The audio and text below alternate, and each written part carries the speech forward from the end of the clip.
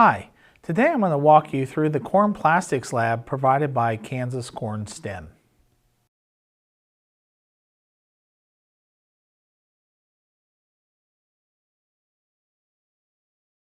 Hello, my name is Brian Nelson and I teach 7th grade science at Andover Central Middle School. And today I'm going to walk you through the corn plastics lab presented by Kansas Corn STEM.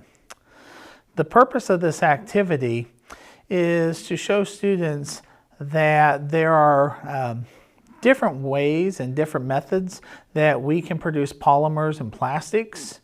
We know that we live in a society that uses a tremendous amount of plastic, and most of our plastic comes from non-renewable resources such as fossil fuels. So it's important for us to start looking at alternatives that we can make plastic out of. One of the really neat things that I found interesting was you can actually get the carbon that you need to make these plastics from corn. So that's what we're going to look at today and how we go about that. Now, hopefully, by the time you get to this point in your curriculum, you've talked to your students about what a plastic is and how plastics are polymers, and talked about polymer chains and how those come together. And hopefully you've also gone over some things with your students about the difference between renewable resources and non-renewable resources. One of the things I sometimes do is have them make a polymer out of a fossil fuel type material, and then we come in later and show an alternative of making a similar type of polymer plastic out of corn. So those are things you could have done ahead of time to set yourself up for this particular lab. And believe it or not, there are a lot of products out there that we're currently using that are a corn-based plastic. Silverware utensils, there's even some types of bags that people use at their grocery store, water bottles, different types of cups or drink containers. Depending on how they're manufactured, some of these materials are actually compostable and biodegrade within a compost pile. And I like to show these different products to the students and let them know that even though we don't use a lot of plastics made from corn, we're starting to have those integrated into the products that we buy and use every day. Now, one of the things that I love most about this lab is that all of the materials you can purchase at a store locally. There's really nothing you have to order, and the materials that are utilized for this lab are really inexpensive. And there's even some alternative materials that you can use in place of these just to make this lab super affordable and easy to use with students. Because it's so inexpensive and the materials are so readily available, students can make lots of different varieties of corn plastics when they're conducting their investigations. You can see that the things that we need to make corn plastic are cornstarch, water, glycerin, vinegar, and those are our main ingredients. All right, let's go ahead and get started with how we make them. Now, this particular proportions and procedure that you're seeing right now are just one variety. In fact, I usually start the students with a set procedure so they know how much to put in.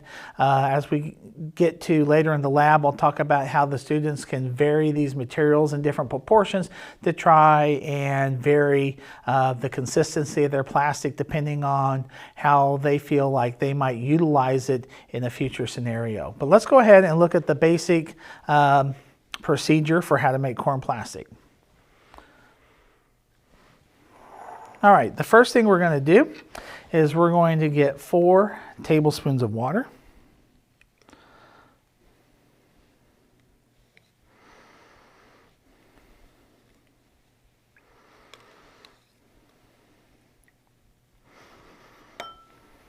Okay.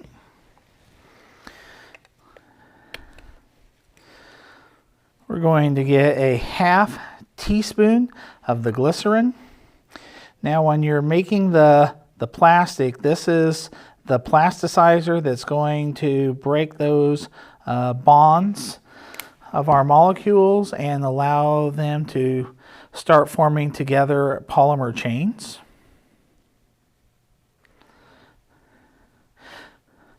An alternative to glycerin, which will make a slightly different kind of plastic than what we're showing you today, is sugar. So again, ingredients that we need for this all readily available. Next thing we're going to do is we're going to use a teaspoon of cornstarch.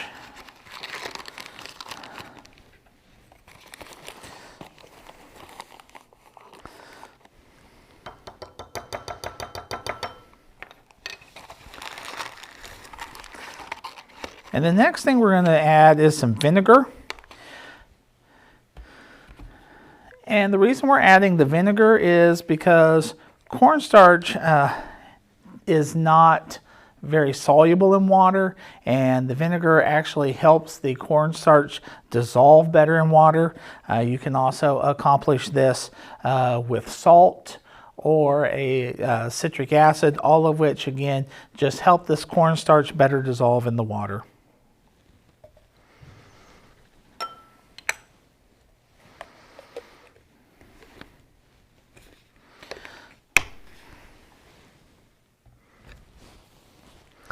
One of the things that you can do, and I usually do this a little bit later in the lab, but one of the things that the students can add is 1 drop, and I emphasize 1 drop of corn oil.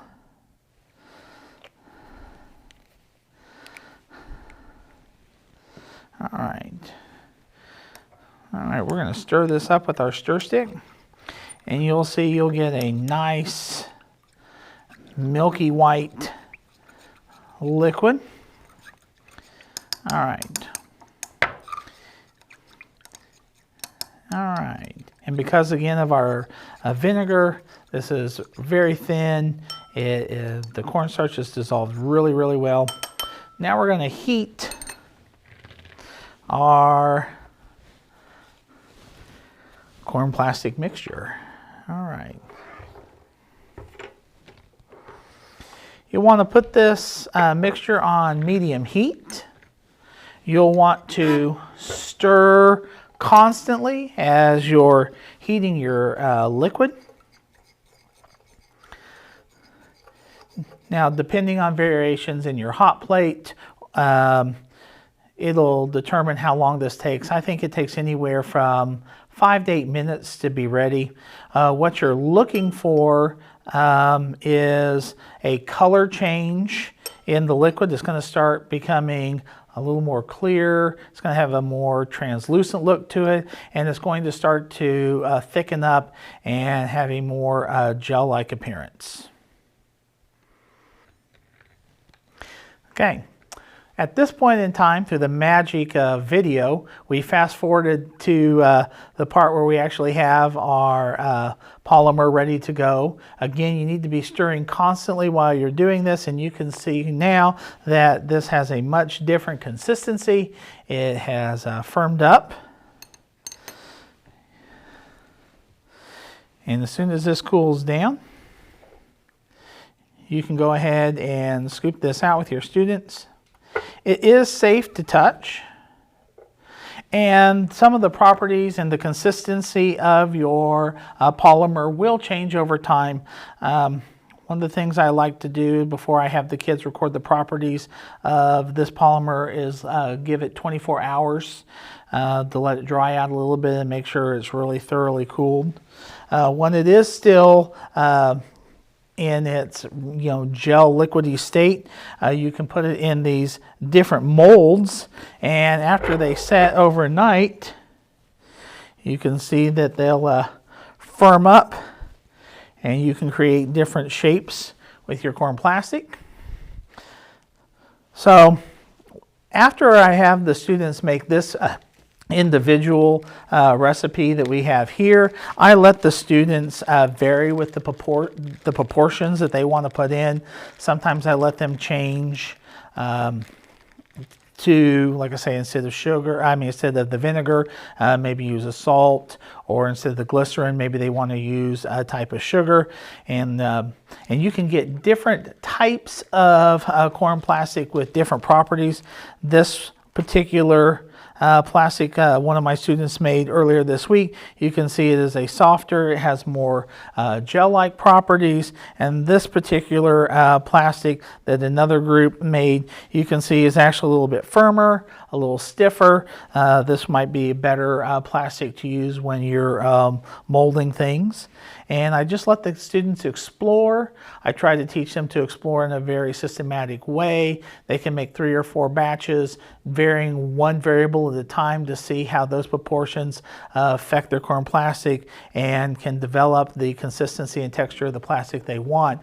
Because my final goal for the students is to come up with a practical use for this particular type of plastic and how they would use it.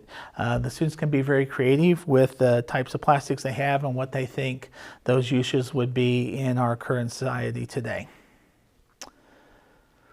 Again, thank you so much for allowing me to present this with you guys.